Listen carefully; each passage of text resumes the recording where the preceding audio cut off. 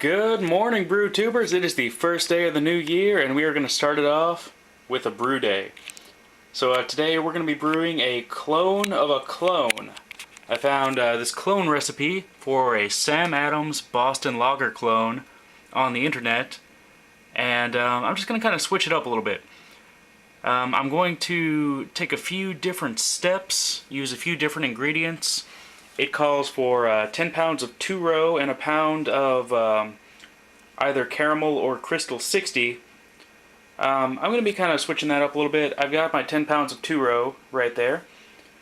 I'm going to be using this, what I believe is Crystal 60 that I got when I was in China. Pretty sure it's Crystal 60, but it's been kind of sitting around for a while, and I'm going to go ahead and use it in this recipe. I'm not too super concerned if it's something a little bit different. It also calls for Nottingham ale yeast, but I'm not going to do that. What I'm going to do is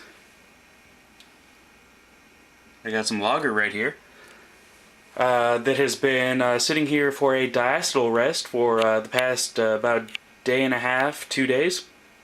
So I'm going to go ahead and rack that into a secondary so I can lager it for a few months. And I'm just going to use the lager yeast slurry from that in order to ferment my Sam Adams Boston Lager clone recipe. So we're going to see how that turns out. Alright, I will catch you later. Well, hey there, we're back. So this is our grain consistency that we've got here. See if I can get that in the shade a little bit so you can see it. Some sun coming in through the window. It's a decent day outside, but it's really, really cold.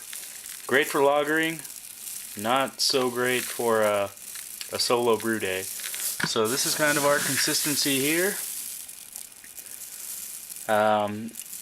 Pretty much all of the grains are cracked. It's not a super fine crush, but it's, it's pretty standard, really.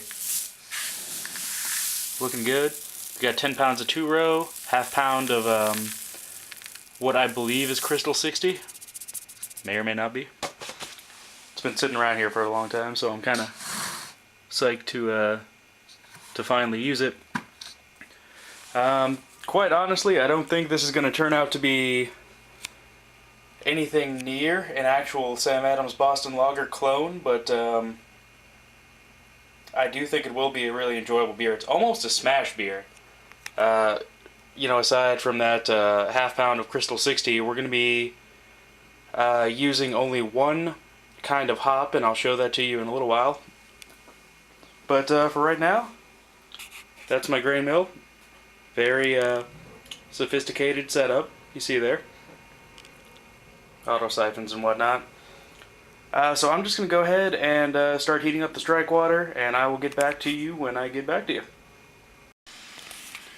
And we're back. So we've got our strike water heating up here. We're just going to do this straight on the stove top, which you can do full 5-gallon batches right on the stove. If you have a fairly high-powered stove, it doesn't have to be anything super ultra high-powered. Gas would be better, but do what you can with what you got. So what we've got here today is the recipe that I kind of came up with on the internet. This is a Boston Lager clone. We're not going to do it kind of by the book. We're going to change it around a little bit. It calls for 10 pounds of 2-row, half pound of Crystal 60, 4 ounces of Hersbrucker at 60, which I was going to tone down, but my Hersbrucker that I'm using is actually only 2. Let's see, where is that Hersbrucker? Where'd he get off to? Oh, there it is. This is my 1-pound bag of Hersbrucker that I bought. You can save a lot of money on hops if you buy it in bulk. So this is only 2.1% alpha acid. The alpha acid on the recipe was 4, so I'm going to go ahead and add a little bit more. Then we're going to go ahead and add an ounce of Hersbucker at 10 and an ounce of Hersbucker at 5. Like I said, we're going to be fermenting it with the slurry from this guy right here, using a safe lager yeast. Alright, now we'll get back to you guys when we go ahead and mash in. Alright, citizens, we have just mashed in. And we are currently sitting at 149, which is pretty much exactly where I want it to be. I want this to be kind of a low mash.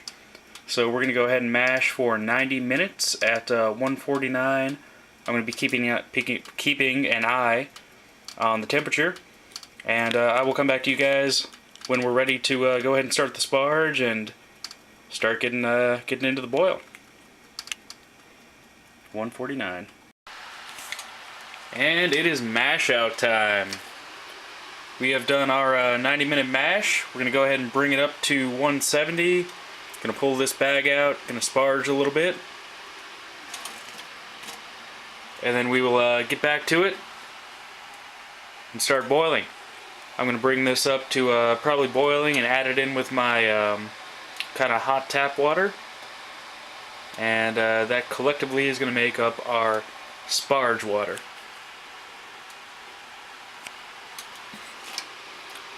So you can check out that consistency. That's our mash right there. And mash out is done. We went ahead and sparged. Those are our spent grains in that bucket. So we are left with about 6 gallons of wort right now. Maybe a little bit closer to 7. This is actually one of the bigger batches that I've done in this particular turkey fryer kettle. So I got a little sample for our pre-boil gravity, and I'm going to go ahead and cool that off and take a hydrometer reading. And I will see you guys when the boil starts and we start adding our hops. Alright, brew tubers, we have brought our wort to the boil. We got about 6, maybe 6.5 gallons here in the kettle. Got a nice rolling boil going on with it. It actually didn't even take that long to bring it up to a boil. I've got this smaller pot of essentially sparge water. I took a gravity reading on it. It's 1.005, so about half a point. I'm going to boil that down and add it back into the main mash to add just a little bit of body to it. And I've been joined on this brew day by Steve, who you might remember as our Steve Powered Mill from earlier videos. But we're going to get ready to do our hop additions, and I decided to change up the hop schedule just a little bit. So I will be back with you when I get all those hops ready to pitch. This is our, this is right about 1.5 ounces of Hallertau. And this is a, these are 2% alpha acid hops. So they're not going to be very significant. These are whole leaf hops. So I'm probably going to add about, probably another 1.5 ounces, bring it up to 3 ounces in the beginning of Hallertau.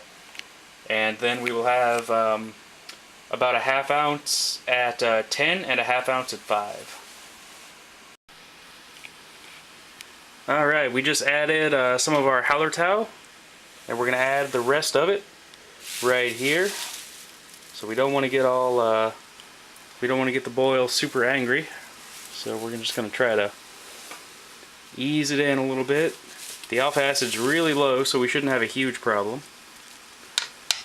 This is actually only my 2nd time brewing using whole leaf hops. And I've heard that you should always add more because apparently the alpha acids don't really do as well in the whole leaf hops as they do in the pellets. So we've definitely got a pretty good bit of hops in here. We're looking at right about 3 ounces, maybe a little bit under 3 ounces of whole leaf 2% alpha acid Hallertau. So I'm hoping that that'll kind of act as enough of a bittering agent, even though that's definitely a super low alpha acid in terms of bittering. But we will see what happens. That's what brewing's all about. It's all about experimentation. You check out that nice rolling boil there. And ain't that just right?